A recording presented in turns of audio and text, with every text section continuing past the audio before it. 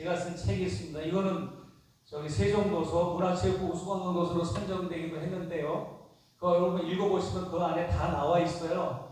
근데 거두절미하고 다 완성을 했는데 개신교 교회 이름은 신포지구라 그래서 신포교회라고 적고, 카톨릭 성당은 거기가 금오리입니다. 금오리.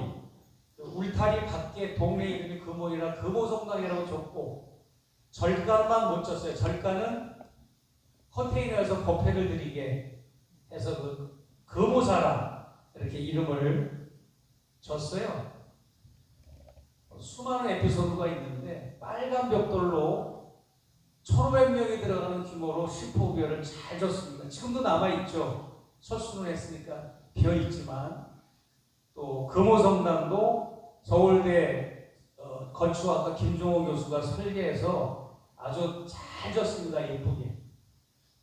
그리고 또 이제 컨테이너이지만 불상을 모셔놓고 법회로 드리고, 그러니까 유지를 해야 될 거 아닙니까? 북측에서 성직자들을 못 오게 하니까 거기는 북한의 영토지만 고 캐도경수로공사 생활관만큼은 대한민국의 주권이 또 작동되는 곳이긴 하지만 북한에서는 종교를 믿었지 않게 여겨가지고, 그래서 자체적으로 성직자를 대체할 수 있는 인력을 세워야 될 것 같아가지고 친대교 신학대학을 다니던 졸업한 집사님을 새벽 예배 설교하고 주일 예배 설교하고 막 이런 돌아가면서 교회 운영을 했고, 그 다음에 이제 카톨릭 성당은 수녀님 두 분이 파견이 됐어요.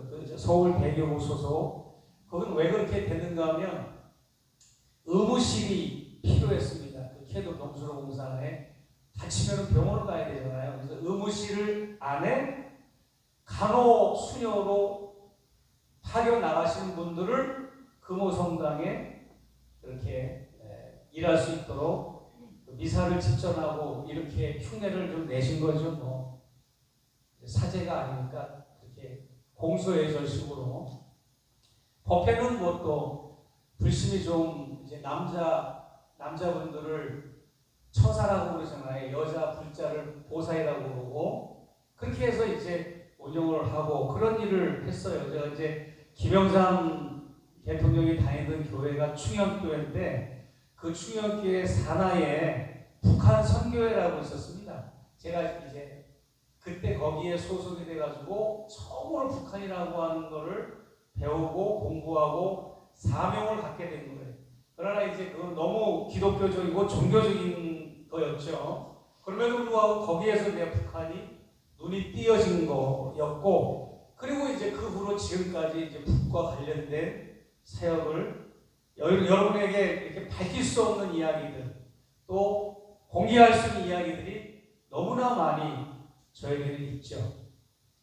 그래서 그런 사연을 통해서 제가 이제 북의 민낯을 너무나 많이 봤죠. 너무나 많이 보고, 사실은 여기 북에 여러 번 다녀오신 분들도 계시지만 우리 선생님도 북한에 10몇 번 갔다 오셨죠? 근데 5번만 가면 더 이상 볼 게 없어요. 뭐 혁명사적지, 유명한 관광지, 명소 보여주는 데만 보면 볼 데가 뭐 더 없어요. 그러나 저는 그러니까 맨날 이 북측 관리들하고 신경이 하는 게 일입니다. 안 됩니다, 목사님. 저기는 청천과 이북지역은 군사지역이라 안 되고 교통 인프라가 안 좋아서 안 됩니다. 거기도 영어를 가끔 쓰면 교통이 안 좋아서 안 됩니다.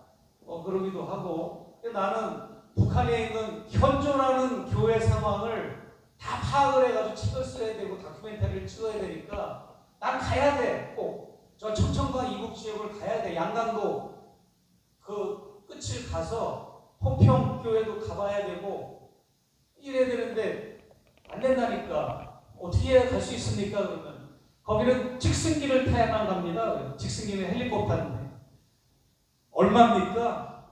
네, 거기 가려면 $8,000, $7,000를 줘야 됩니다. 헬기를 타고. 그런 그러면 이제 깎기도 하고 깎아가지고 가서 결국은 내가 이제 북녘의 교회를 가다라는 책하고 북녘의 종교를 가다라는 책이 그래서 나온 거예요. 북의 모든 종교시설을 내가 다 탐방을 했고, 그리고 여러분 이게 오늘 메인 내용은 아니지만 여러분한테 주시하자면 다음 강연할 때 이것만 놓고 북녘의 종교와 관련돼서 여러분 꼭 하셔야 될 이유가, 북에는 교회가 514개의 교회가 있어요. 종교를 탄압하고 핍박하고 그런 게 아니에요. 그렇다고 해서 뭐 종교를 권장하는 것도 아니고 헌법에 명시된 대로 그냥 종교에 대해서 그냥 방치해 두는 거예요. 탄압하거나 억압하지도 않고 권장하지도 않고. 그러나 이제 여러분이 아실 때 예배를 드리다가 들키면 기관단총으로 쏴지고 직결체에 넘기고 정치범수용소에 넘기는 걸로 아는데 교회가 있다고 깜짝 놀라는 분들이 많아요. 가정집에서 예배를 드리는 가정교회가 존재하는데 전국에 다 있어요. 가정집, 가정 예배가 잘 돌아가고 정말 진실로 예배를 드립니다. 해방 이후에 계속 신앙의 대가 그루터기들이 내려온 그런 상황이라 그냥 무슨 위장된 기독교인들이 아니에요. 뭐 외국에 보여주려고 선전용 홍보용으로 예배드리는 게 아니라고요. 여기서 막 극우들이나 보수들, 일부 탈북자들이 북에 대해서, 특히 종교에 대해서 너무나 많이 굴절된 말들을 많이 하고 왜곡된 말들을 많이 하는데 저는 그렇지 않고요. 그래서 이 북의 종교 현황을 제가 낱낱이 아주 리얼하게 제 속에, 저는 목사지만 제 속에 검사가 100명, 기자가 100명 들어가 있을 정도로 따지고 체크하고 비교 분석하고 교차 검증하고 또 우회적으로 알아보고 그런 식으로 해가지고 정확하게 데이터를 내서, 그래서 북녘의 기회를 가다라는 책과 북녘의 종교를 가다라는 책이 탄생한 겁니다. 그 가치를 알았던지 세종도서로 선정을 해서 전국의 국공립 도서관이나 학교에 다 그걸 따랐겠죠. 한국 정부도.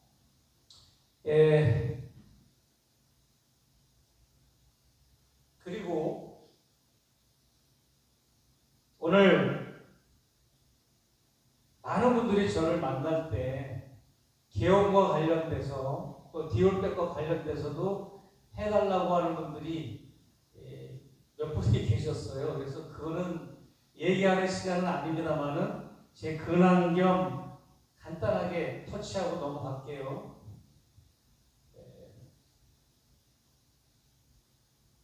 지지난주에 특검에서 PPT 이렇게 영상까지 띄우면서 기자들 앞에서, 국민들 앞에서 계엄군들이, 윤석열 치하의 계엄군들이 사살자 명단, 제보자 명단, 수고자 명단을 발표해가지고 PPT에 이름을 다 공개했는데 거기 제 이름이 들어갔습니까? 안 들어갔습니까?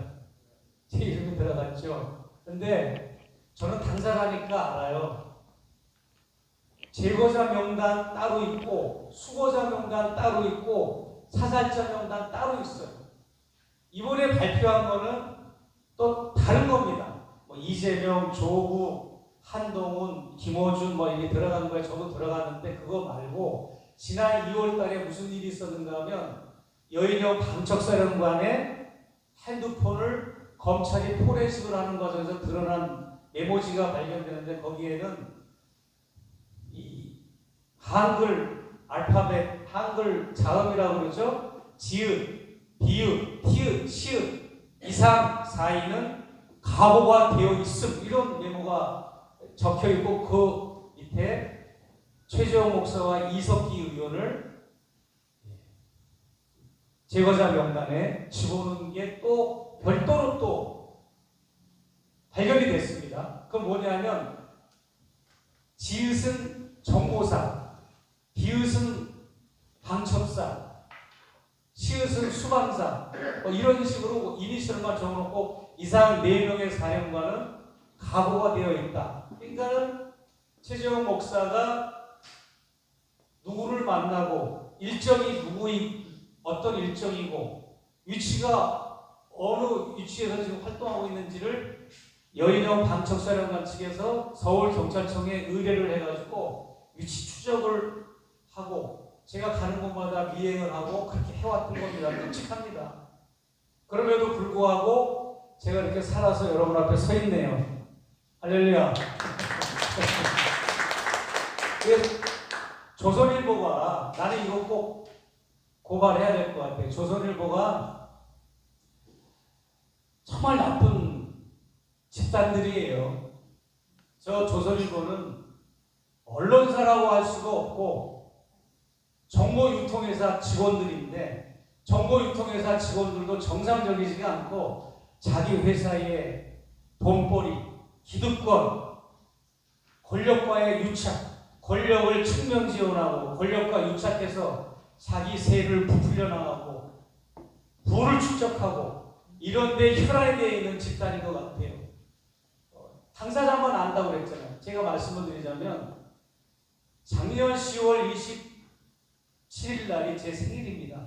제 생일날 TV조선이 1시간짜리 최재형 목사를 음해하는 방송, 특집방송을 냈어요. 1회 방송. 추적자라는 프로를, 없는 프로를 만들어가지고 2회 방송은 김호준을 음해하는 방송을 한 겁니다. 10월 27일 날이니까 제 방송이. 그리고 계엄이 12월 3일 날 터졌잖아요.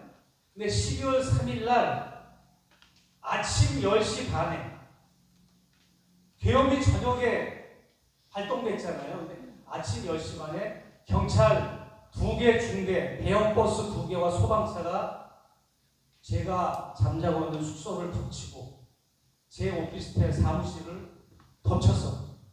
그리고 포렌식을 한다는 명목으로 저를 임의동행 형식으로 끌고 와가지고 저는 서울경찰청에 거기서 있다가 거기서 계엄령을 맞이했어요. 서울경찰청에서.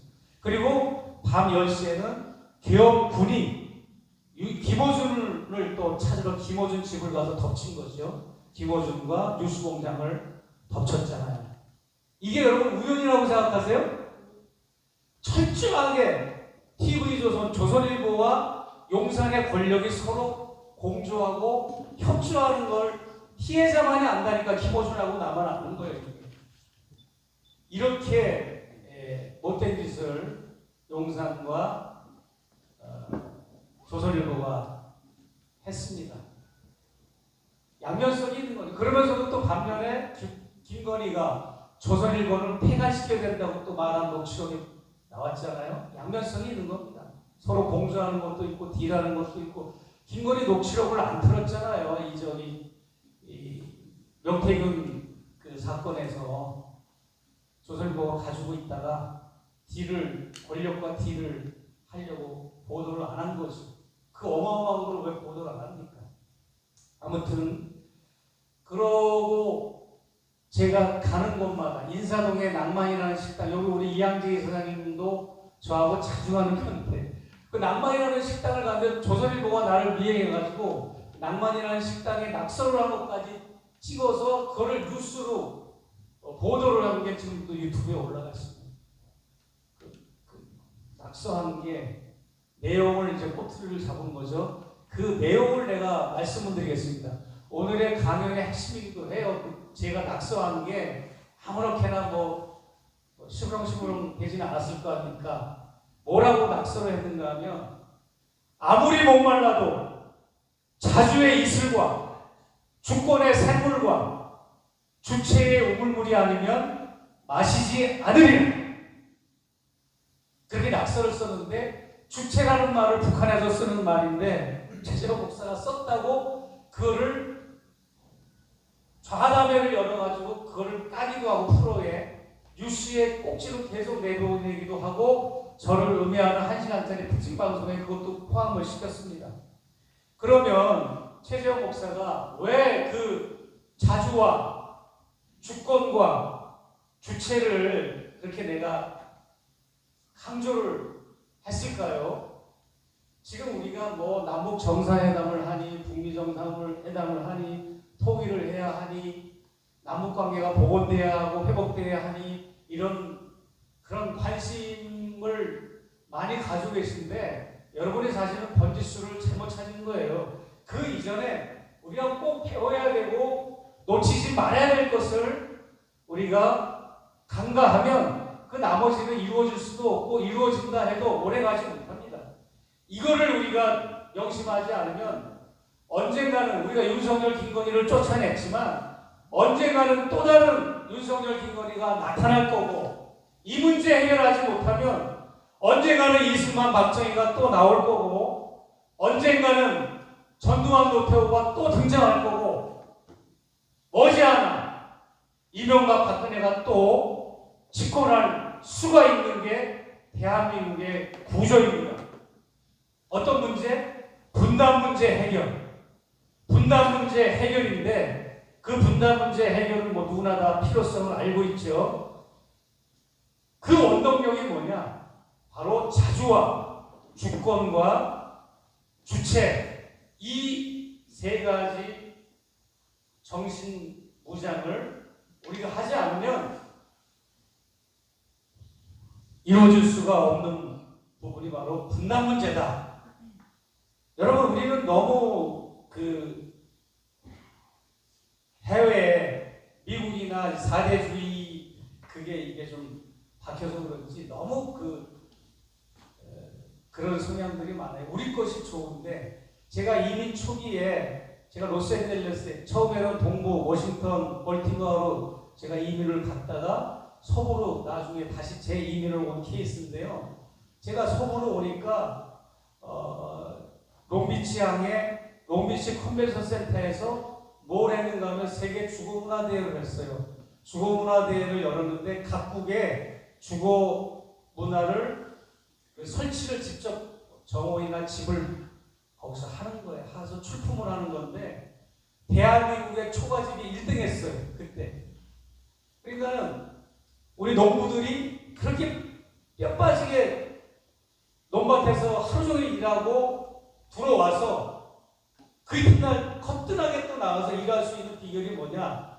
황토흙을 벽에 바르고 바닥에 구들장을 깔고 부뚜막에 불을 떼고 이러고 정말 뭐 보리밥이나 이런 거 정말 이게 우리 말하자면 자연식을 먹고 또 일터로 나가는 이런 것이 세계인이 봤을 때는 열광하는 정도로 대단한 과학적이고 인체 생리학적으로 매우 뛰어난 그러한 주거문화인데 우리가 그 귀한 걸 우리만 모르고 세계인들이 그랜드 대상을 줘도 우리는 그 가치를 모르고 아파트 좋아하고 전원주택 좋아하고 그러잖아요.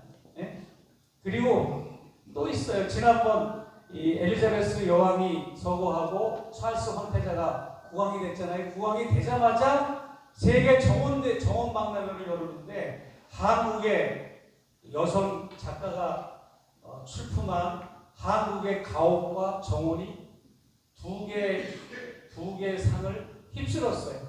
그래가지고 찰스 국왕이 직접 그 정원을 방문해가지고 극찬을 하기도 하고 겨울 궁전, 여부 국왕들은 여름 궁전, 겨울 궁전 따로 있죠. 겨울 궁전에 우리 연구 설치를 해놓은 상태거든요. 그만큼 한국의 가옥이 과학적이고 정말 누가 봐도 인체에 맞는 그런 좋은 집인데 그 가치를 우리만 모르고 있다. 그리고 제가 지금 쓰고 있는 사무실의 전 사용자가 종로 단성사 피카디리 그쪽에 주얼리 타운에 거기에 이제 글로 이사를 가셨는데 그분이 이제 저를 자주 초청해가지고 얘기를 하시는데 주얼리 100년사를 써달라고 그러더라고요. 이 종로의 보석상들이 주얼리 100년사를 써달라고 의뢰를 하더랍니다. 그래서 내가 기가 막혀가지고 아니 신라 시대 때 우리나라의 그 보석이 얼마나 그 신라 왕관, 금관 그 무덤에서 출토된 그 어마어마한 보석류들이 얼마나 많은데 한 1000년의 그 엄청난 우리나라의 보세 기술과 보석 그 테크닉들 그것이 있는데 미국에서 들어오고 외국에서 들어오고 짧은 주얼리 100년사를 그게 전부인 걸로 써달라고 하는 걸 듣고 내가 화가 나가지고 막 뭐라 그래가지고 그분이 바꿨어요. 그것을 주얼리 100년사가 주얼리 3000년사로 바꿨다. 잘했죠? 우리께 너무 좋은 거예요. 네. 그리고 여러 가지로 그럼에도 불구하고 제가 인사동 낭만이라는 식당에서 자주와 주권과 주체라는 말을 썼다고 북한에서 쓰는 용어라고 막 조선일보가 공격을 하고 김영남 최고인민회의 의장이 뭐 연설하는 도중에 주체라는 발언한 걸 따가지고 짜집게 해가지고 비교를 해서 빨갱이로 날 뭐라 한 거죠. 기가 막히지 않습니까, 여러분? 유튜브에 올라가 있으니까 보십시오. 그리고 그래서 제가 드리고 싶은 말씀은 뭐냐면 주체라는 말은 북한에서 쓰는 용어라서 금기해야 될 게 아니라 북에서 써도 이것이 진정한 의미가 있고 확고하게 인문학적뿐만 아니라 우리 역사적 현실에서 옳은 용어라고 하면 우리도 써야 됩니다. 그런데 안타깝게도 주체라는 용어는 김일성, 김정일과 아무런 상관이 없습니다. 그 무슨 말이냐 하면 주체라는 말은 우리나라 수천 년 동안 내려온 우리나라의 고유한 정신문화고 정서입니다. 그러니까 수처잡주, 입처계진이라는 말도 있잖아요. 너 있는 곳이 네가 스스로 주인이 되면 그것이 곧 자유의 세계라. 불교에서는 그걸 극락의 세계라 그러잖아요. 주체사상이 있는 거예요. 몇천 년 전부터 내려온 겁니다. 그게. 그럼에도 불구하고 북한에서 쓰고 있다고 해가지고 그거를 막 금기시하고 있다 이 말이죠. 주체, 김일성 주석이 주체 사상을 몇천 년 동안 내려온 주체 사상을 철학화하고 학문적으로 체계화한 거는 맞아요. 학자들을 시켜가지고 황장엽이라든지 많은 학자들을 동원해서 체계화해서 그걸 어떻게 하는데 활용했느냐? 미국과 맞짱을 뜨고 북한이 80년 동안 지금 투쟁하고 있잖아요. 그걸 북한식 용어로는 대미결전이라고 해요. 대미결전을 하고 있는데 정신적으로 인민들을 무장하기 위한 추동 세력으로 활용을 한 겁니다. 주체 사상이라고 하는 것을. 그러나 김일성과 김정일은 학문적으로 철학적으로 체계화해서 그걸 사상적으로 북한 인민들을 결집하는 데 활용했을 뿐이지 주체 사상이 이꼬로 김일성 사상이 아니라 이 말이에요. 제가 하는 말은. 아시겠죠? 겁내지 마십시오. 인민이라는 말도 참 좋은 거예요. 국민이라는 말이 얼마나 이게 정말 없어져야 될 용어입니까? 예? 황국신민이라는 말의 줄임말이 국민이잖아요. 황국신민의 줄임말인데 이 국민이라는 말을 쓰면서 떳떳합니까? 국민학교라는 말을 폐지하고 초등학교라는 말을 쓸 때 이 말도 바꿔 써야 되는 거예요. 인민이라는 말을 집어넣어 써야 되는 거예요. 근데 그때 겁이 나니까 인민이라는 말을 안 썼잖아요. 그러니까 우리가 이렇게 동무라는 말이 얼마나 좋습니까? 오케이, 뭐 우리 동무야 놀자, 동무야 얼마나 좋습니까? 근데 북한에서 동무 날려 오시라고 뭐 그런 걸 연상을 한단 말이에요. 예, 그래서 이 말 정말 내가 이제 너무 이제 딱딱할 것 같아서 제가 말씀을 드렸고요. 그러면 이재명 정부가 지금 추구하고 있는 그런 대북 정책, 통일 정책, 이거 뭐냐? 여러분, 대북 정책과 통일 정책은 확실히 다릅니다. 똑같은 용어가 아닙니다. 대북 정책은 뭐냐? 대북 정책은 외교부, 국방부, 그 외에 여러 정부 30개가 가까이 되는 정부 부처에서는 대북 정책을 세울 수가 있어요. 그러나 통일 정책은 대북 정책은 남북 관계의 그 농도에 따라서 북을 적대시할 수도 있고 여러 가지 다양한 정책이 시시각각으로 바뀔 수가 있어요. 대북 정책은.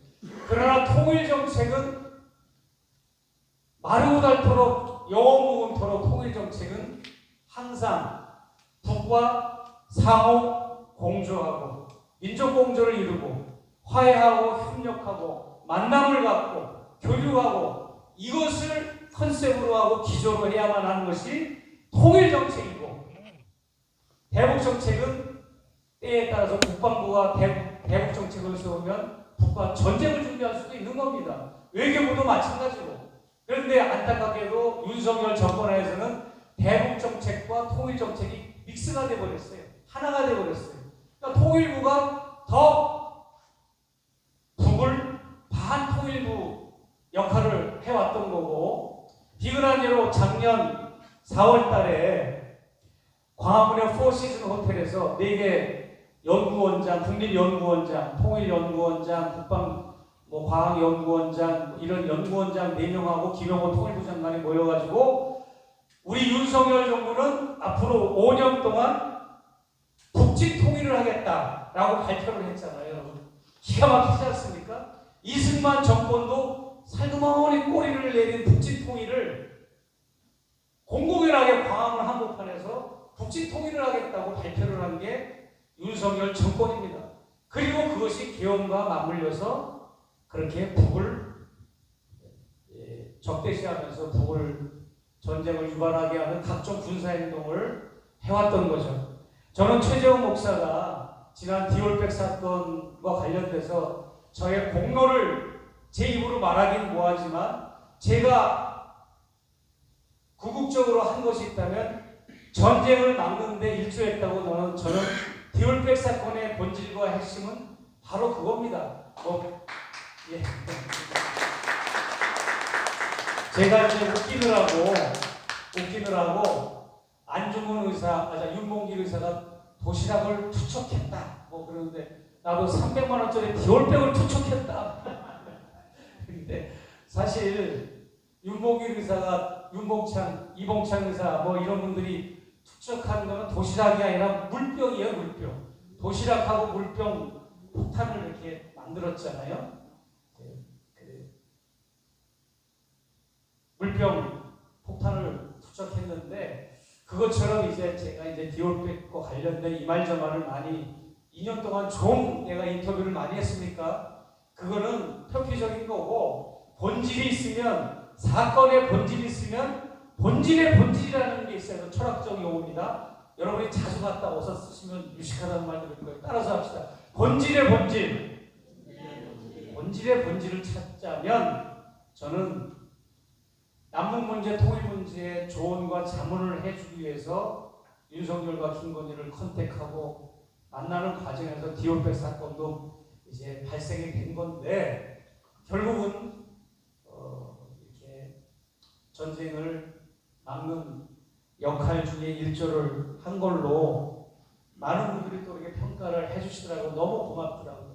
지금 미국의 뉴 저널리스트 투데이라고 하는 미국 언론에서 저를 일주일에 2번씩 인터뷰해서 이북으로, 그러니까 전자책으로 지금 작성하고 있어요. 올라가기는 사이트에 영어로만 올라가기 때문에 여러분한테 검색이 잘 안 될 텐데, 그래서 지금 오히려 미국 측에서 그 본질을 파악하고 난 깜짝 놀랐습니다. 코리안 아메리칸 미국 기자가 저를 인터뷰하거든요. 코리안이 이제 한국말도 잘하고 영어도 잘하는 분인데, 그분의 질문이 전쟁을 막는데 효과를 본 것 같다라는 표현에서 내가 전율을 느꼈는데 그런 것 같습니다.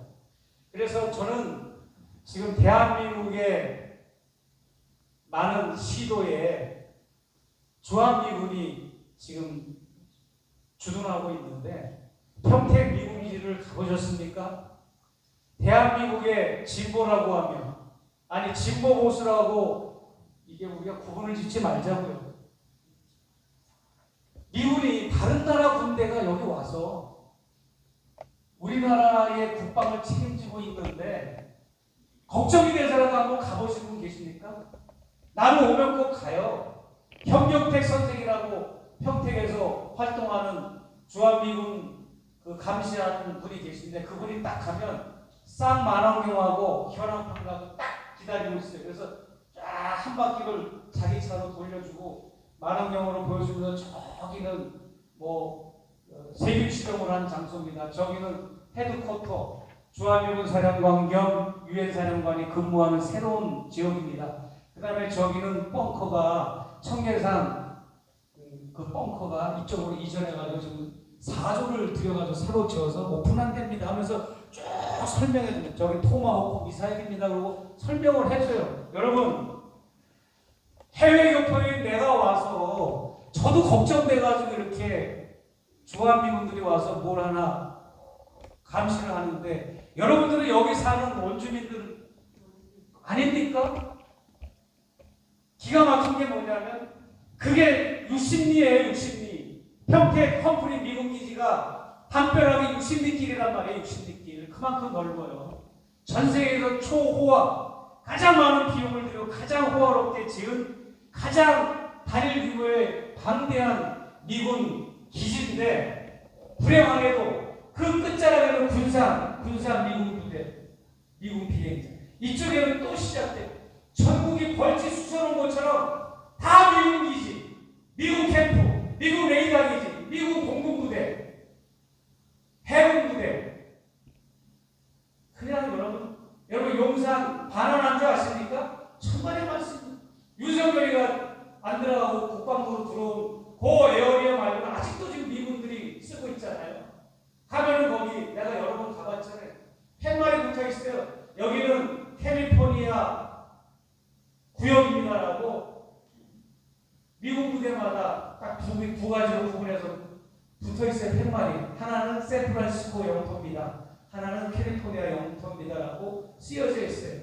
제가 로스앤젤레스 사는데 저희 집 아파트 주소가 로스앤젤레스 캘리포니아 로스앤젤레스 90057입니다. 90057이에요. 그런데 여기 대한민국에 있는 모든 미군 부대의 주소가 캘리포니아 로스앤젤레스 900으로 다 시작해요.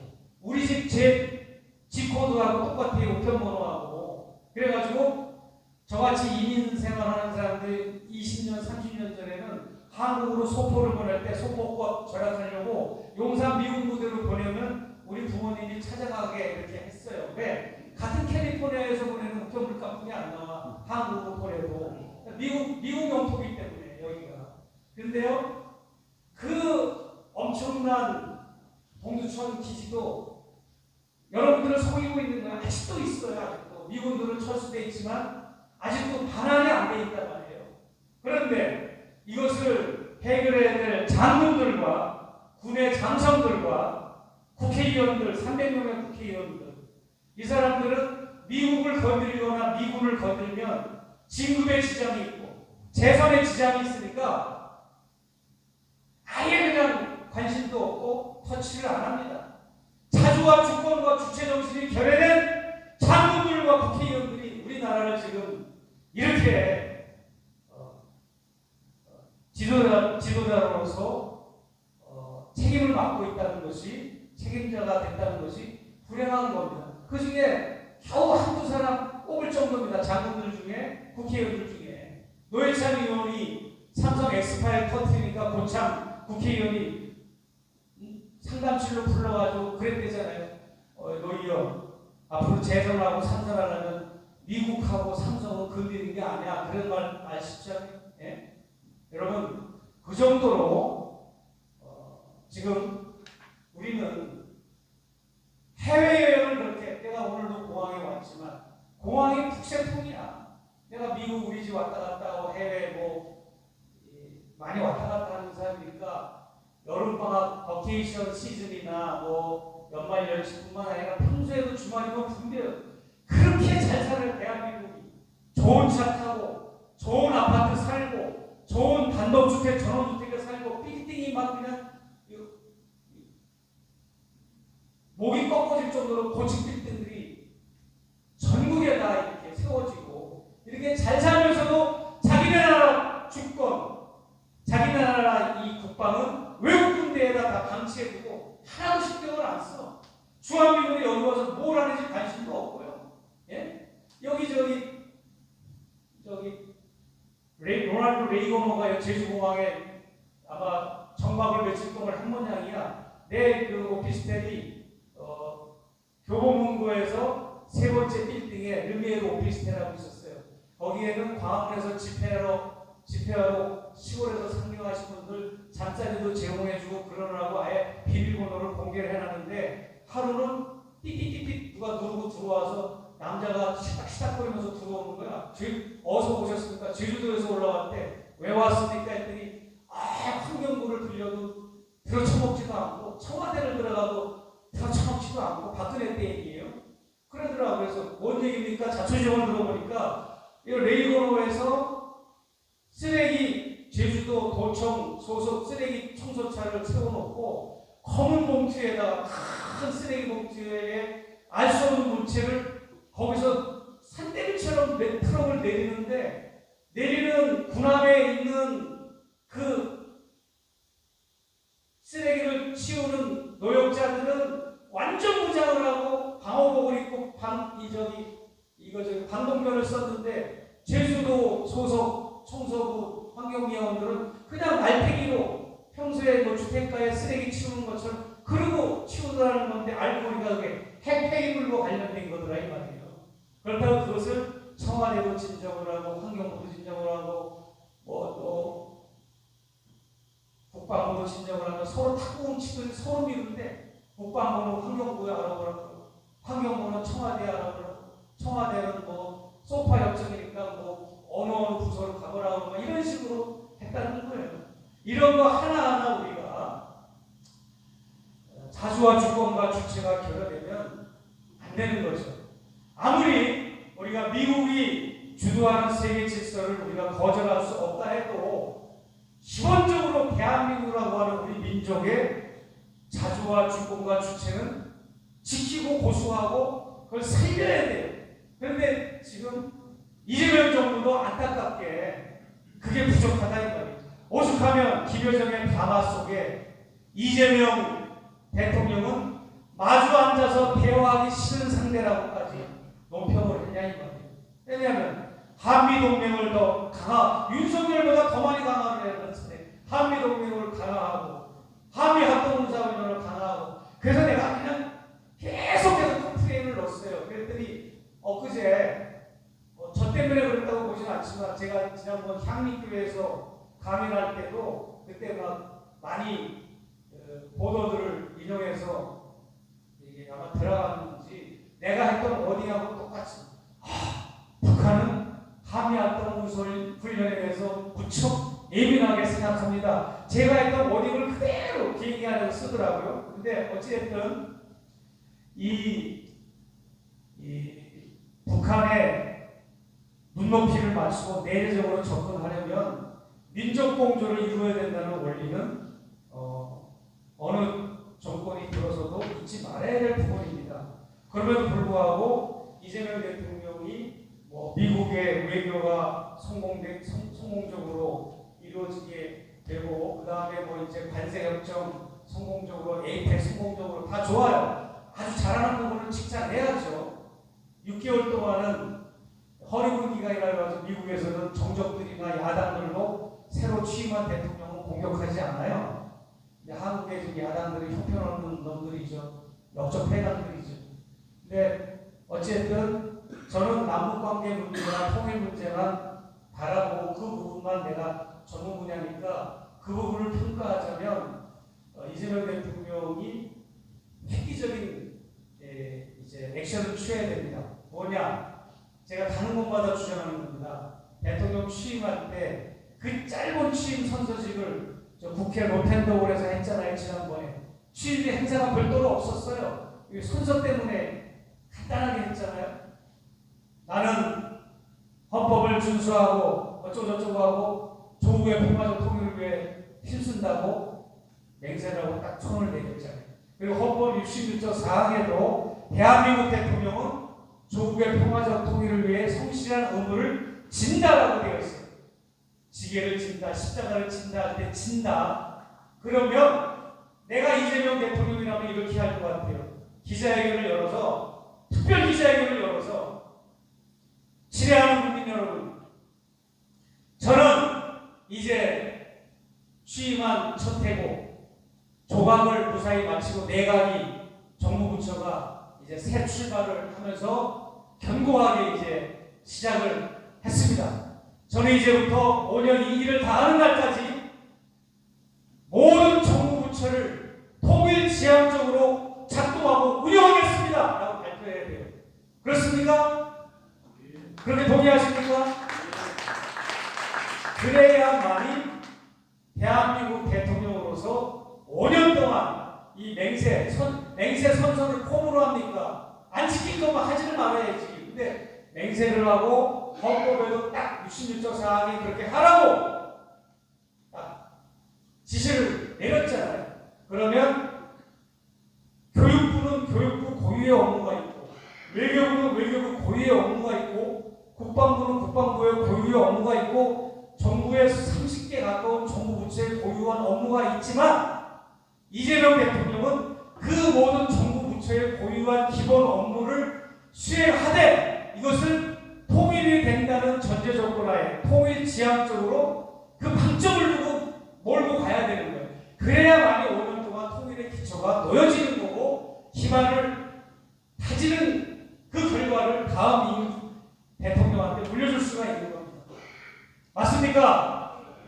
그렇지 않고 인생, 외교, 국방 여러 가지 여러 사안과 이슈 중에 맨 꼴찌로 통일 해도 되고 안 해도 되는 거 이런 쪽으로 그냥 말단에다가 이거 통일이라고 하는 어젠다를 집어넣으면 이거는 대한민국 대통령으로서 자격이 안 됩니다. 그럼 또 여기 청중들 중에 이렇게 말하는 분이 계실 겁니다. 아, 지금 북한에서 대한민국을 제1의 적대적 교전국가로 설정하지 않았습니까? 그런데 북은 통일을 안 하겠다고 저렇게 헌법에서도 명시하려고 그러고 모든 교과서에 이미 명시를 했고 모든 언론에도 통일 로고 다 빼버리고 한반도 로고 다 빼버리고 심지어는 북한에도 지하철역이 있는데 선봉역 무슨 역이 있는데 통일역이라고 있는데 통일역에 통일자를 빼버리고 그냥 역자만 남겨놨어. 역만 남겨놨어. 역 통일역인데 그 3대 환장탑을 콩가루 부수듯이 폭파해버려가지고 아니 흔적도 없이 사라져버렸습니다. 3대 환장탑이 거기 내가 그 대리석으로 기증하는 것도 있거든요. 근데 그 안에 룸이 있어가지고 양쪽에 룸이 있거든요. 여러분 북이 이렇게 결단을 내리기까지는 얼마나 문재인 정부와 윤석열 정부의 깊은 상처와 실망과 배신감을 느꼈으면 통일을 안 하겠다고 하는 것뿐만 아니라 대한민국을 제1의 적대적 교전국가로 설정을 하고 대남기구를 뭐 여러 가지 명칭이 있었는데 이제 우리 이창희 박사님 가셨나요? 대남기구를 군사적인 용어로 바꾸고 인민군 안에서 관리하는 쪽으로 넘겨버리는 거예요. 실제로 교전국가로 설정을 한 거예요. 대한민국은. 통일의 파트너는 이미 물건덕하고 그러면은 우리가 북한은 저렇게 통일할 마음도 없는데 우리만 무슨 통일 부르짖는다고 되겠습니까? 라고 우리가 이제 반문할 수도 있는데 그렇지 않습니다. 우리가 그동안 북을 너무나 민족의 행위로 바라보지 않고 내재적 접근을 하지 않고 그랬던 부분들 다시 한번 우리가 응집을 하고 이것을 한국의 통일운동 단체들이 해체가 되고 나서 모였어요. 북에서는 이제 통일을 안 하겠다고 그러니까 한국에 있는 6.15 범민련 민하여 모든 통일운동 단체들이 해체가 됐잖아요. 해산돼버리고 해산됐지만 우리가 그럼 앞으로 뭘 해야 되느냐고 해서 여러 번 모였는데 그 모임 어젠다 타이틀이 뭐냐 반제 자주 노선을 해야 된다 그런 타이틀을 내세우고 이제 그런 일을 합시다라고 이제 토론운동단체들이 그런 기치를 좀 들고 있어요. 그게 바로 제가 지금 얘기한 자주와 주권과 주체를 지키자고 하는 그 코드와 맞물리는 거로 여러분이 이해하면 참으로 좋을 것 같습니다. 이 땅의 주인은 나다. 우리나라의 주인은 나지. 저 미군이 아니다.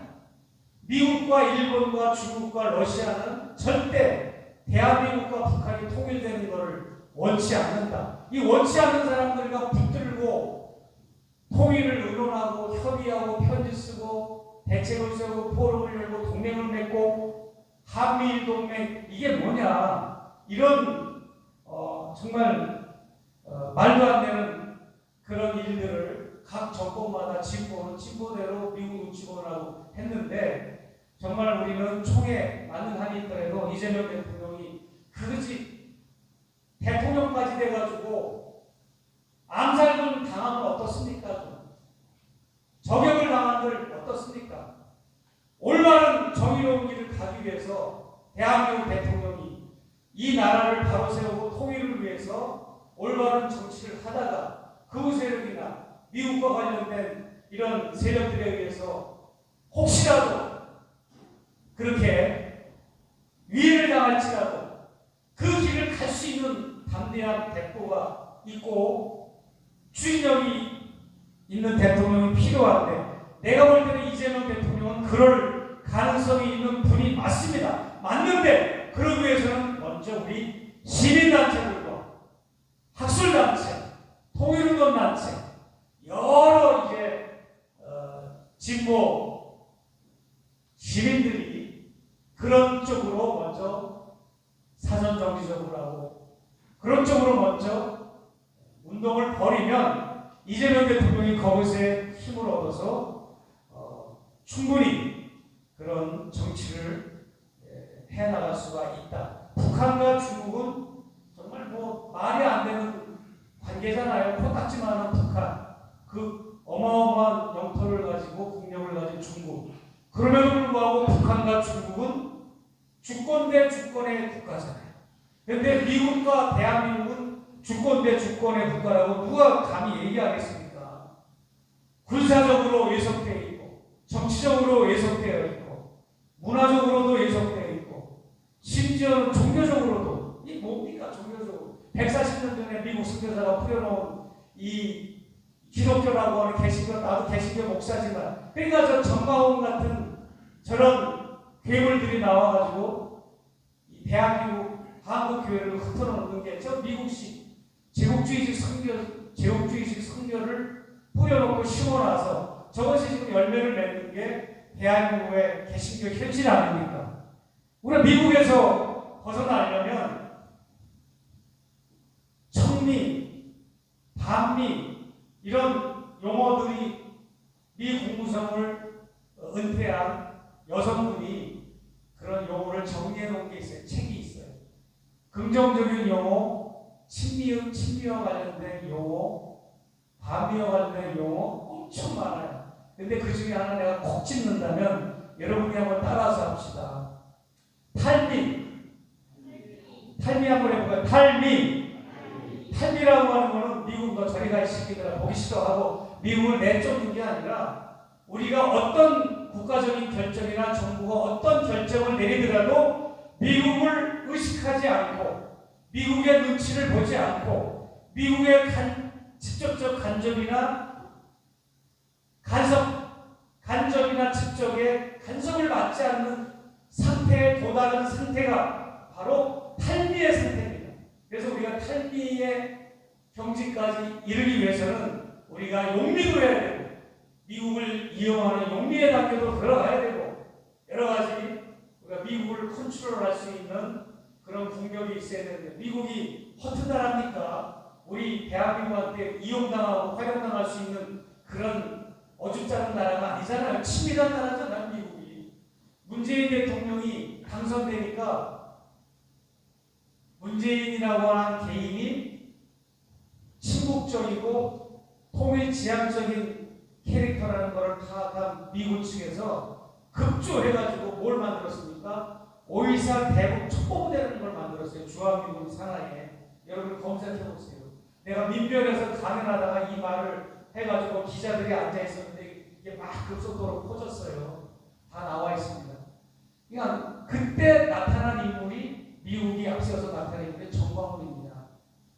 문재인을 막 차가 끌고 문재인을 막 악마화하고 문재인이 빨갱이라고 하는 놈이 오이사 대북 첩보부대를 미국이 만들어서 미국의 인프라 실제로 인원으로 파견하는 첩보 요원도 보내고 또 여러 가지 테크니션스라고 그러죠. 인공위성이나 기계적인 기능적인 과학적인 방법으로 정보를 채집하고 또 친북 정권이 있으면 그 사람을 친북적이지 못하게 방해하거나 위협하거나 해서 압력을 가하는. 그러니까 문재인 대통령도 삶은 소대가리 욕을 먹기까지 처음에는 굉장히 그 사람도 야망이 컸어요. 국가 잘해보려고 했는데 결국 트럼프 정권이나 이 미국의 네오콘 그룹에 결국 두 손 두 발 들은 거죠. 해성공단을 다시 재개하는 것도 트럼프한테 가서 물어볼 수밖에 없고 강경화 외교부 장관을 통해서 한미 워킹 그룹을 작동해가지고 기가 막힌 거 아닙니까? 예? 우리 여기 전영일 작가가 잘 알아요. 이창희 박사님. 예? 금강산에 작가 회의 남북 작가 그 모임이 있어서 금강산을 가는데 한미 워킹 그룹이 작동을 해가지고 비행기 기름을 딱 금강산을 갔다 올 수 있는 만큼만 비행기 기름을 넣게 했잖아요. 비행기라고 하는 거는 갑자기 이상기후가 생겨서 선회할 수도 있고 다른 공항에 내릴 수도 있잖아요. 근데 이 미국 워킹그룹 하는 세력들이 딱 딴짓하지 말고 보고만 만나고 와라. 이 정도로 우리를 간섭했어요. 그러니까는 우리가 자주와 조건과 추천해가지고 북과 접촉을 못하게 통제하고 모니터링하고 필터링하고 컨트롤하는 그 세력들이 지금도 이재명 정부하에서 근무를 하고 있고 그렇기 때문에 이런 자들을 우리가 내란 세력들을 척결하듯이 이런 자들을 빨리 솎아내야 되고 그래서 정말 남한과 북한이 민족 공존이 이루는데 조금 더 손색이 없는 공무원들과 관료들로 좀 채워야 됩니다. 참모들 우리는 자주파다. 또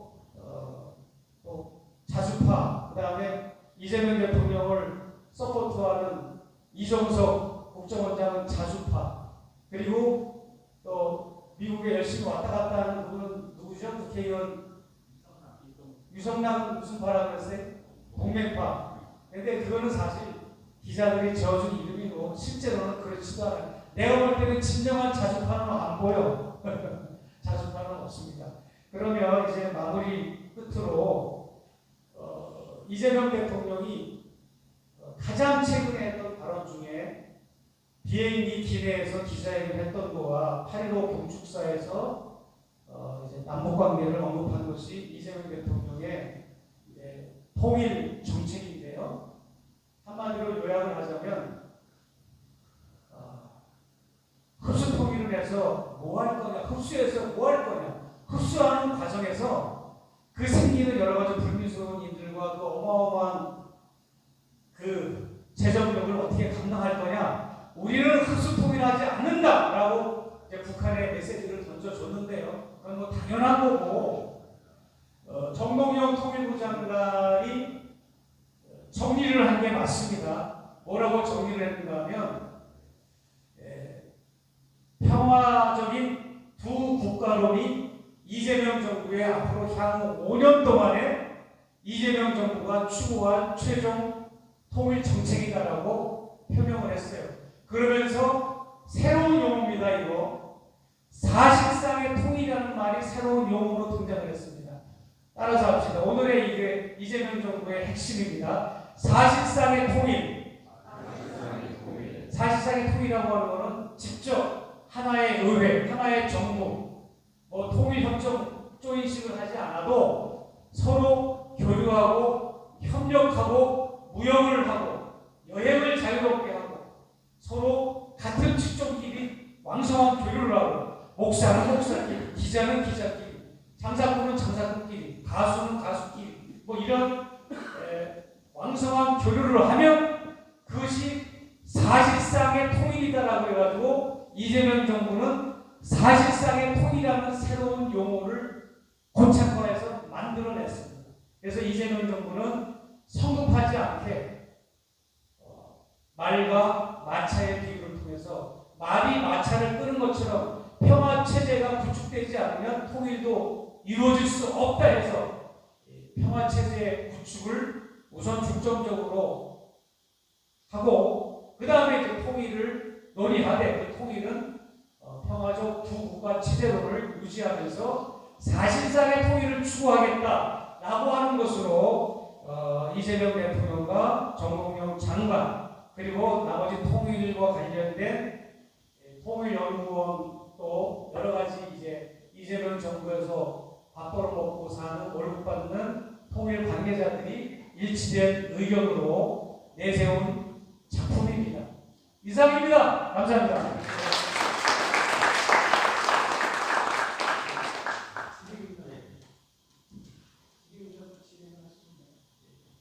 네, 완벽하게 자리를 끝까지 지켜주신 감사드립니다. 그럼 간단히 목사님에게 질의하실 분이 있으면 손을 들어주십시오. 예.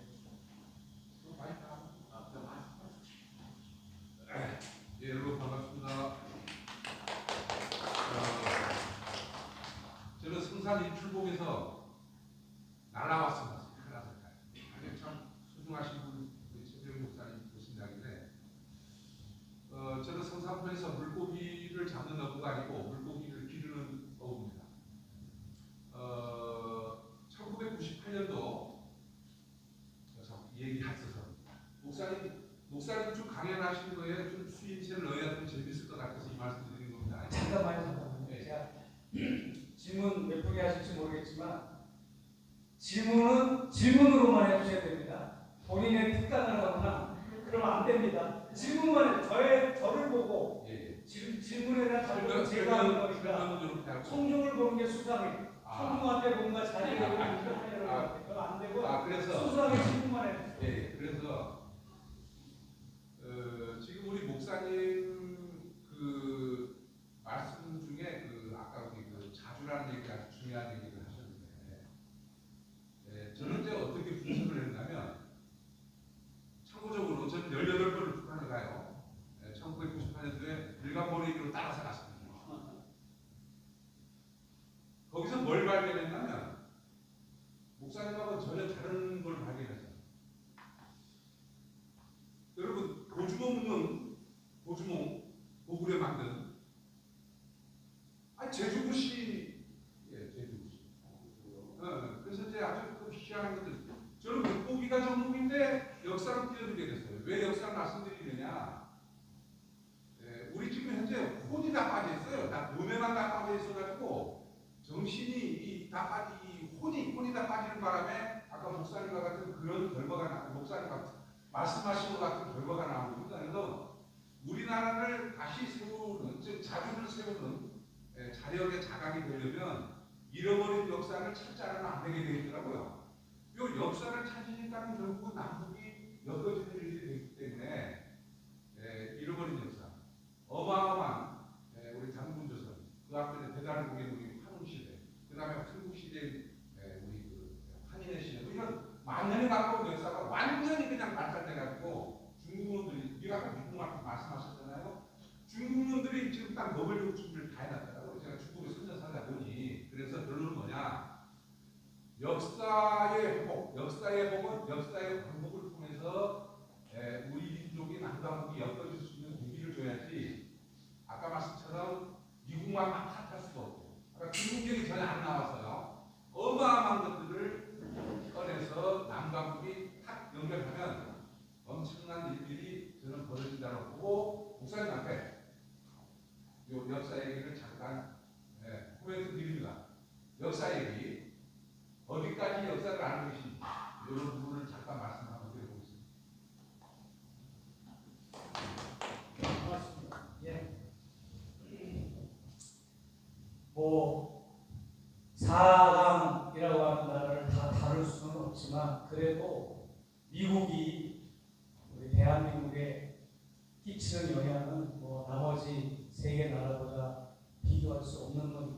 미국을 우선 바랐고요. 또 제가 이제 앞으로 이렇게 여기서 자주 하면 좋을 것 같아요. 왜냐하면 전남 NCC라고 있어요. 기독교 교회 여기에 중앙 NCC에서 지원을 해서 전남 지역에 있는 목회자들이나 이런 분들을 훈련시켜달라고 해서 정기적으로 목포 연동교회라는 큰 교회를 빌려서 제가 매달 가가지고 아주 정례적으로 특강을 해가지고 굉장히 반응이 폭발적으로 좋았습니다. 그래서 제주도도 역시 리얼하게 의자에 앉아가지고 회전의자 돌리면서 컴퓨터 두들리면서 연구한 사람들의 통일 담론이나 통일 정책 오히려 더 마이너스가 됩니다. 그런 강의를 들으면 오히려 해가 돼요. 오히려. 그러니까 정말 우리가 민족의 앵글로 바라보면서 내재적 접근으로 실질적인 그런 얘기를 들었으면 좋겠고요. 제가 다음에 무슨 특강을 하고 싶은가 하면 하게 되면 분단 국가가 대한민국만 있는 게 아닙니다. 여러분들은 학교 여기 선생님들 계신지 말고 사기치지 말아요 좀 제발. 그리고 기자들도 사기치지 말고 지구상의 유일한 분단 국가 대한민국 남북한이라고 그러는데 어디 그따구 소리를 해요. 지구상의 분단 국가가 아직도 많아요. 티모르도 동과 서로 분단이 되어가지고 동티모르 서티모르 치열합니다. 지금 남북관계보다 더 심해요. 그리고 중국과 대만의 양안관계, 그리고 사이프러스, 키프러스라고 하는 나라는 우리하고 똑같이 남북으로 분단돼가지고 거기도 남북 정상회담하고 치열합니다. 거기도 군사분계선 있고 거기도. 그리고 더 놀라운 건 뭔지 아십니까? 요거 들려드리려고. 영국도 분단국가입니다. 우리는 1945년에 분단됐지만 영국은 1923년에 분단됐는데 잉글랜드, 스코틀랜드, 웨일스, 그 다음에 또 무슨 나라가 있습니까? 아일랜드, 또 너던 아일랜드, 또 뭐가 있죠?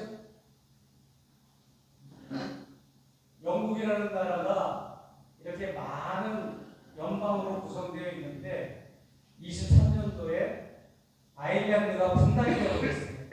너던 아일랜드와 아일랜드로 분단이 됐고 내가 무슨 말을 하려고 하는가 하면 기가 막히게도 미국 대통령, 미국 역대 대통령들이 몇 명 안 돼요. 이 재선까지 한 사람들 치면 40명이 채 안 되나 그럴 거예요. 그런데 모든 미국 대통령들은 분단국가 출신입니다. 독일의 분단국가 출신, 아일랜드 분단국가 출신, 미국 대통령들의 85%는 분단국가 아일랜드 출신이고 나머지 15%는 분단국가 독일 출신이에요. 이 앞전에 지금의 트럼프도 독일 분단국가 출신이고 그 앞전에 바이든은 아일랜드 출신이고. 그런데 미국 대통령들이 남과 북의 분단의 아픔을 모르는 게 아닙니다. 자기네 조국이 자기 부모님의 그 조국이고 자기의 DNA가 있는 그 국가들이 다 분단 국가이기 때문에 분단의 아픔을 알면서 불구하고 왜 미국 대통령들이 한반도 정책, 이 분단 정책을 고착화하고 왜 분단 마피아 짓을 그렇게 하는지 그 이유와 배경을 내가 정확하게 짚어드릴 거예요. 그러면 여러분 많이 도움이 되실 거고, 그리고 통일이라고 하는 말에 우리가 너무 매너리즘이나 익숙하게 각인이 되어 있는데 넓은 의미의 통일은 꼭 통합하는 것만이 아니에요. 분리, 독립, 통합, 통일 이 용어가 다 달라요. 남북관계는 꼭 통일이라고 하는 용어에 너무 매몰되지 마십시오. 새로운 아이디어가 필요하고 그런 또 새로운 통일의 과정의 디자인과 통일된 이후에 우리 조국의 샘플을 제가 제시할 수도 있고요. 그래서 여러분 조만간 한번 또 연이어서 하는 또 좋은 통일 방안을 제가 여러분과 공유해 드리도록 하겠습니다. 다른 분 한 분만 더 받으시죠.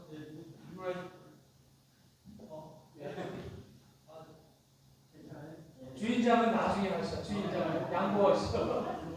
주인장은 마지막에 해드릴 테니까.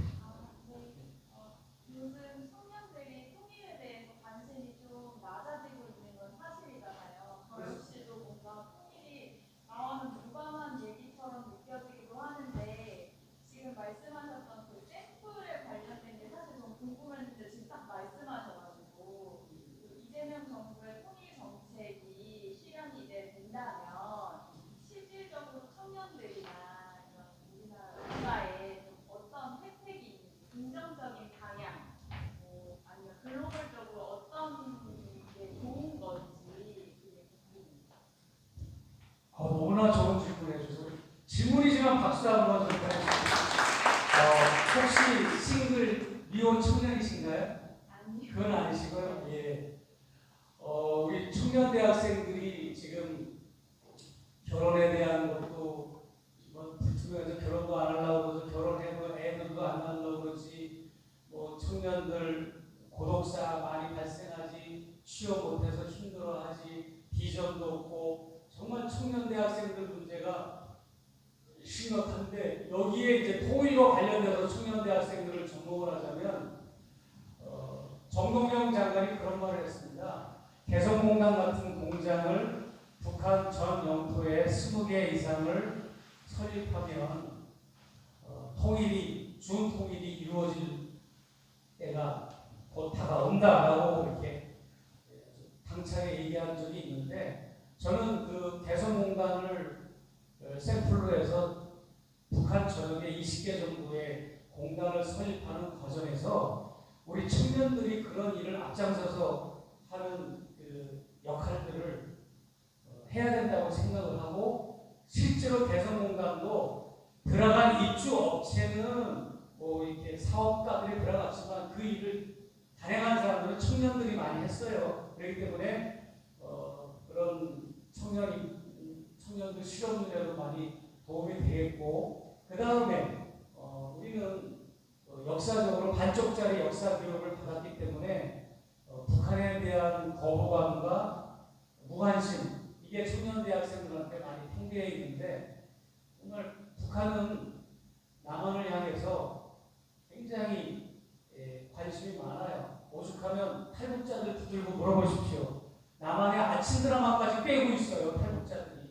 그리 관심이 많아요. 근데 우리는 북한의 노래도 흥미 없어하고 드라마, 영화도 평경적이라고 해가지고 딱딱하다고 볼 재미 없다고 관심을 안 가져주는데 그리고 북한 서적센터라고 서초동에 있어요. 지금 광화문에 있다가 서초동으로 옮겼는데 거기 가면 따끈따끈한 노동신문도 막 배달돼 있어요. 그 정도로 북한의 서적과 모든 매체 유인물들이 거기 비치되어 있는 곳인데 그 기가 막힌 게 뭔지 아십니까? 거기서 구독 신청을 하고 도서 열람을 신청하면 국정원에 그게 보고가 돼요.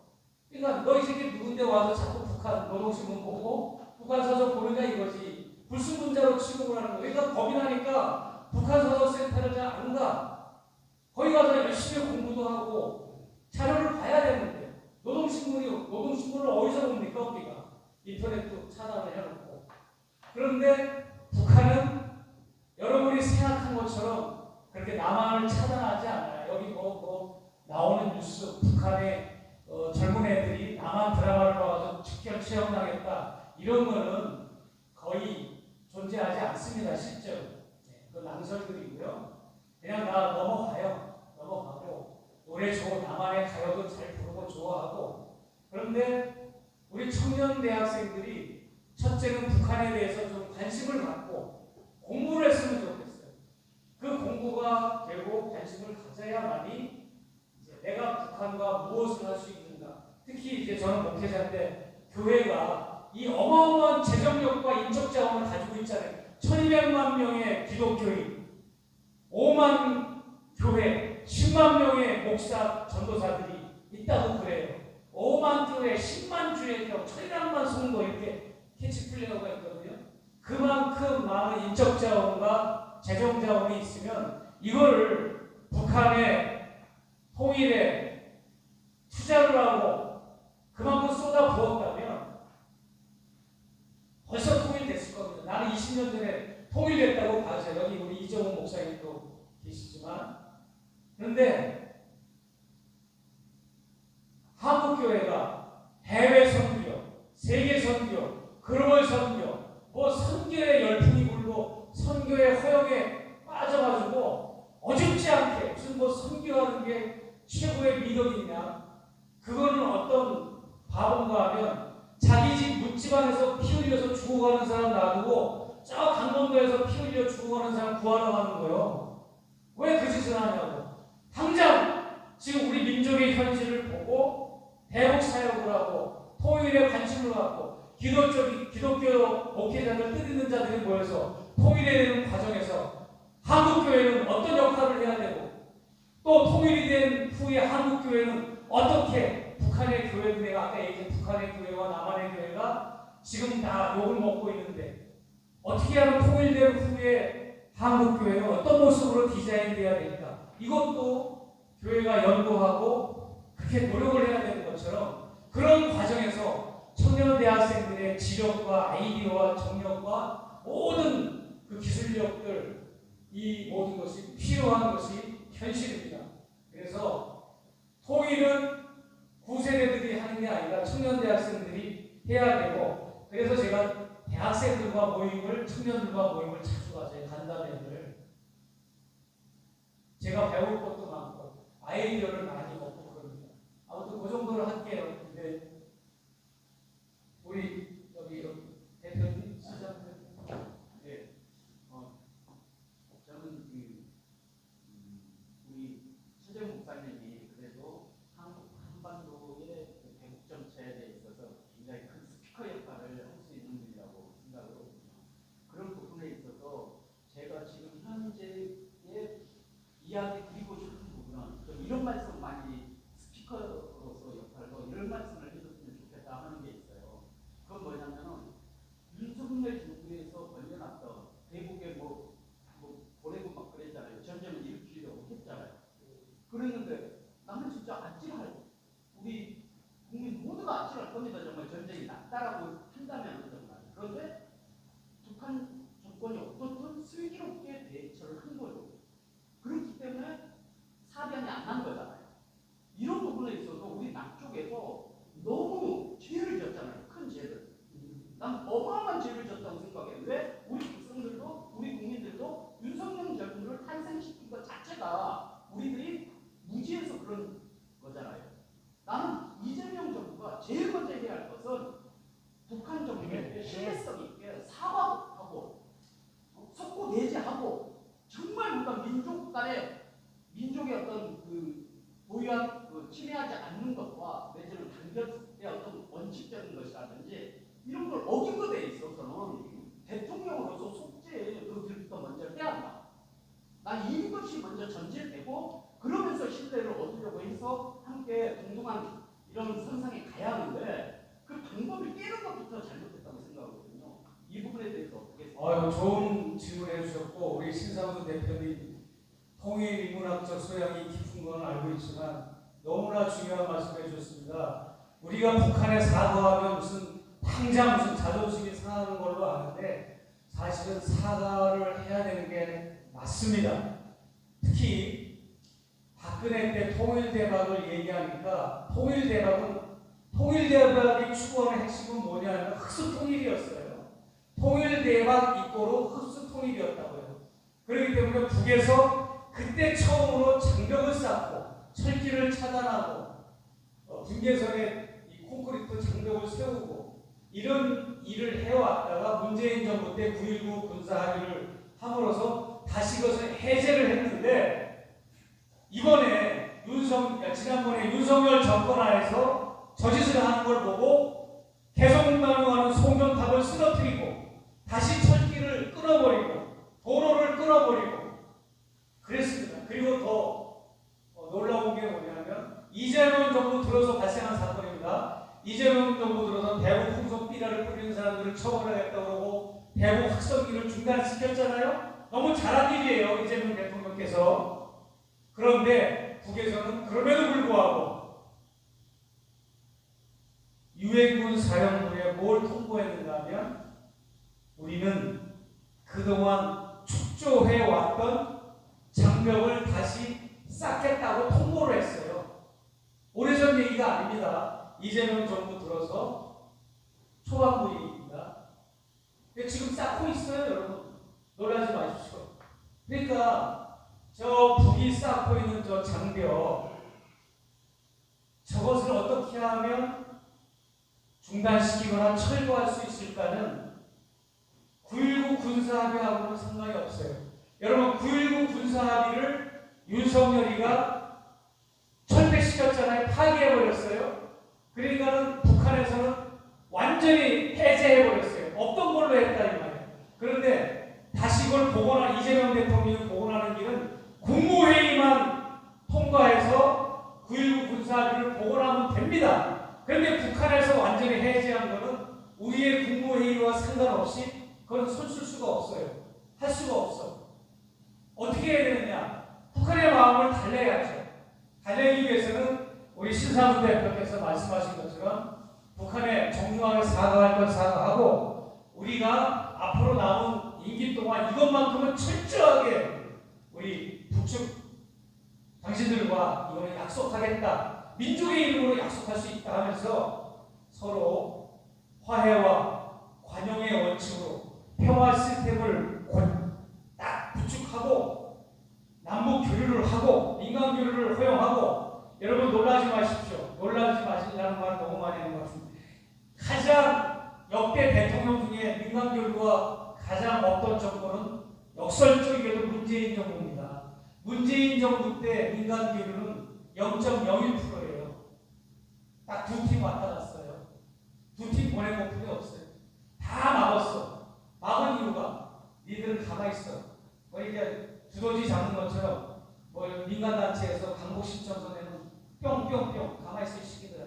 우리 지금 청와대가 부축하고 김정은 위원장하고 정상회담하고 교류하고 있으니까 니들은 참고 있어. 혼선을 빚어. 우리가 나간 다음에 너희들 도와줄게 하다가 민간 교류는 제로 상태야.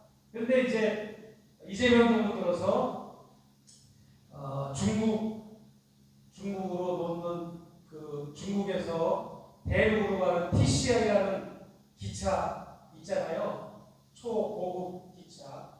그거 놓는 것도 우리가 좀 관심을 가져야 되고, 그 다음에 몽골로 가는 TMCI라고 있어요. TMCI라는, 이거 다 이제 고급 고속 열차를 말하는 거예요. 그리고 만주로 가는 TMR이라고 그러죠? TMR로 우리가 해야 되고, 그 다음에 그 시베리아 횡단 TSR, 내가 여러 가지 영어 용어로 해서 다 다른 그 고속 열차들입니다. 이런 거 하고, 그 다음에 원산, 우리 강원도에서 뭐 양양, 속초 이런 데서 쭉 이제 원산을 통과해서 북측을 통과해서 시베리아로 가는, 이거를 통일부의 통일남북협력기금이 몇 조가 지금 있어요. 이거를 풀어서 이런 공작을 해야 되고, 평양에 우리로 말하자면 서울대학병원 같은 거를 짓고 있는데 너무나 많은 고급 장비와 고가의 장비들이 필요하고, 그런 장비들이 들어가려면 건물 자체를 거기 의료 장비가 들어가는 건물로 설계를 해야 되는데, 계속 북에서는 끙끙거리면서 그걸 막 다시 짓고 다시 설계하고 막 힘들어 하잖아요. 그거를 우리 대한민국에서 평양 종합병원을 짓는데 보험도 주고 협력도 하고, 그 다음에 아까 내가 얘기한 티에도 경수로공사 현장, 비록 고철덩어리로 녹슬었지만 김영삼 때 짓다가 폐쇄했으니까 얼마나 고철덩어리가 됐겠어요. 그거 다시 재개하겠다. 그래가지고 북한의 저 충청과 이북지역은 그냥 환하게 저기불 다 들어올 수 있게 전력만 우리가 해주겠다. 왜 그걸 못합니까? 그 어마어마한 기금들이 있는데. 그런 제안도 좀 하고 해야 이제 북에서도 오픈마인드가 좀 될 것 같고 그렇습니다.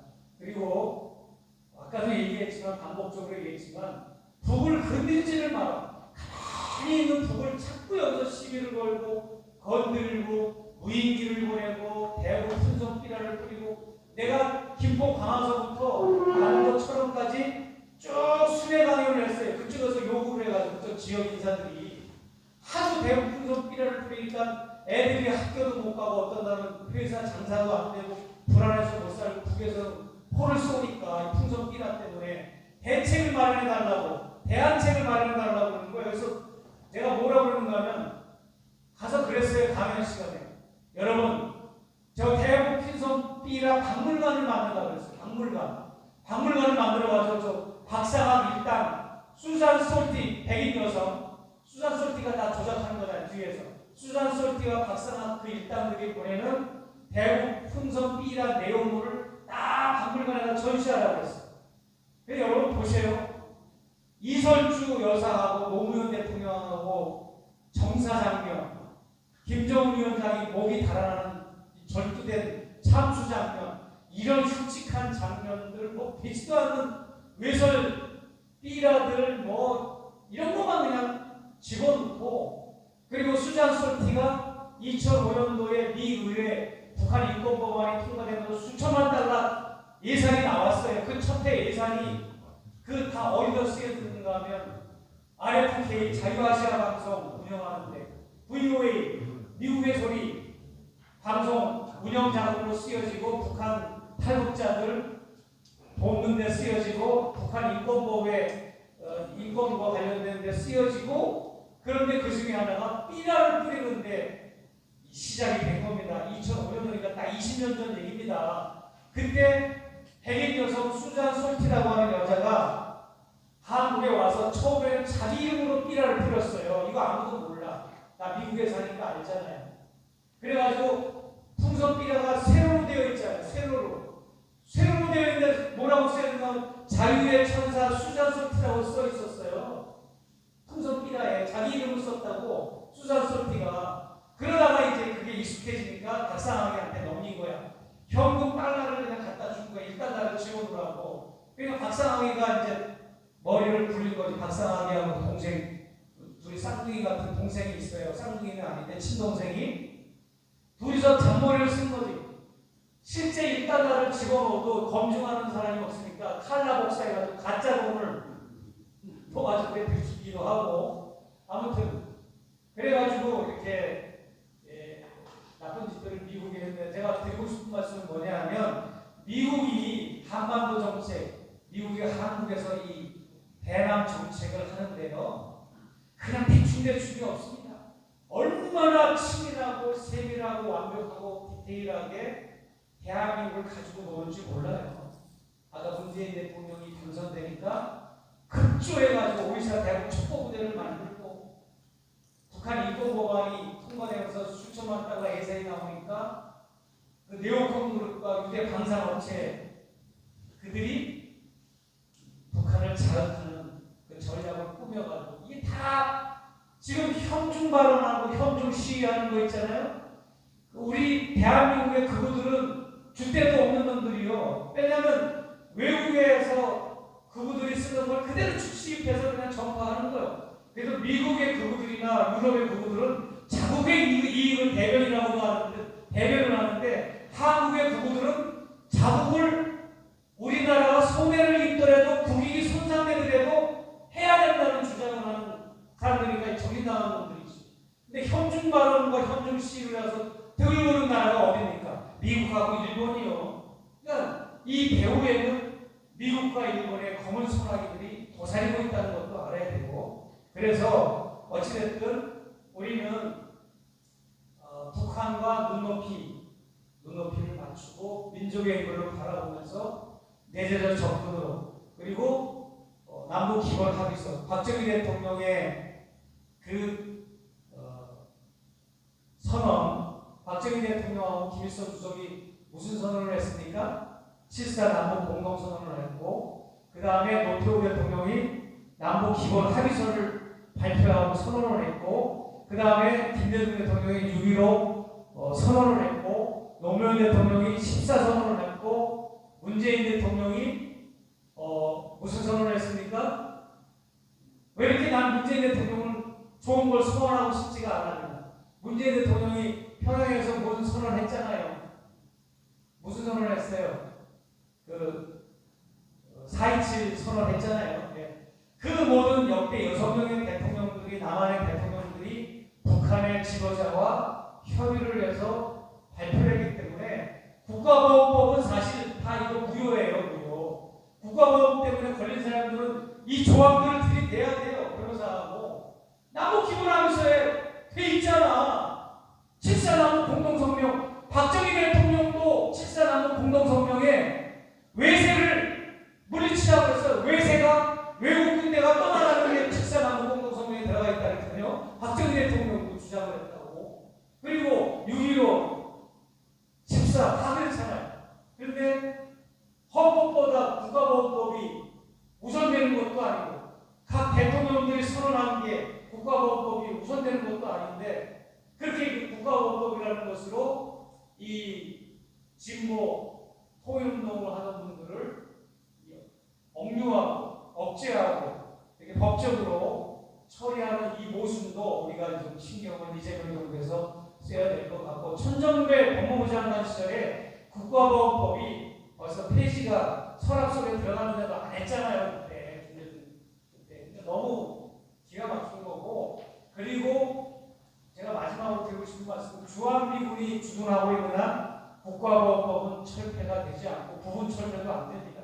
주한미군이 여기 있는데 국가보훈법이 철폐가 되면 우리가 북한과 왕래를 하고 북한에서 오고하는데 모순이 생기잖아요. 주한미군은 도사리고 있는데 남과북이 활발하게 교류하는 이 모순된 사건이 발생할 수가 없어요. 그렇기 때문에 주한미군이 존재하는 한 국가보훈법은 완전 철폐나 부분 철폐는 불가능하다. 그걸 말씀드립니다.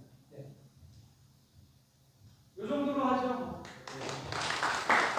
방금까지 여러분들 위해서 이렇게 강의해 주신 우리 목사님께 박수 부탁드립니다. 제가 오늘 목사님 강의를 들으면서 딱 기억에 남는 하나 있습니다. 평화의 도시 제주에 우리 김정은 위원장이 기회가 되면 방랑을 해서 제일 좋은 곳이 제주가 됐으면 좋겠다 이렇게 생각합니다. 반드시 그렇게 되기를 바라고 오늘 늦은 시간 함께 해주셔서 감사합니다.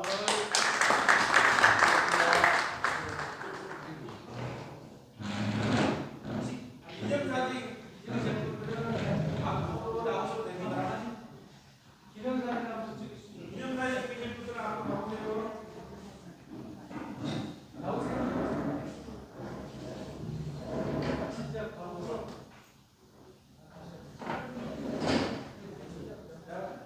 함께 해주세요.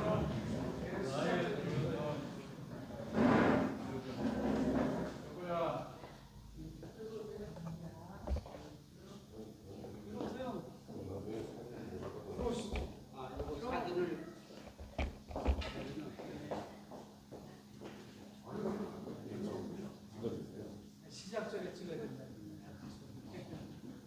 자, 찍겠습니다. 자, 연결 봐주세요. 아직 안 들어오신 분들 많이 계시죠. 들어오시죠. 빨리 들어오세요. 자, 찍으세요. 하나, 둘, 셋. 자, 찍겠습니다. 네. 자, 평화의 섬 제주 화이팅입니다. 평화의 섬 제주 화이팅! 다시 한번 하겠습니다. 제주 화이팅!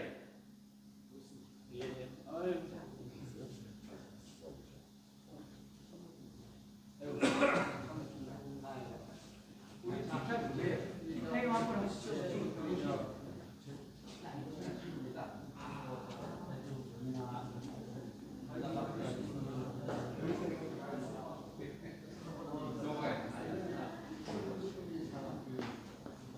네, 방송 마치겠습니다. 어디서 보셨어요? 아 여기 그냥 지금? 아,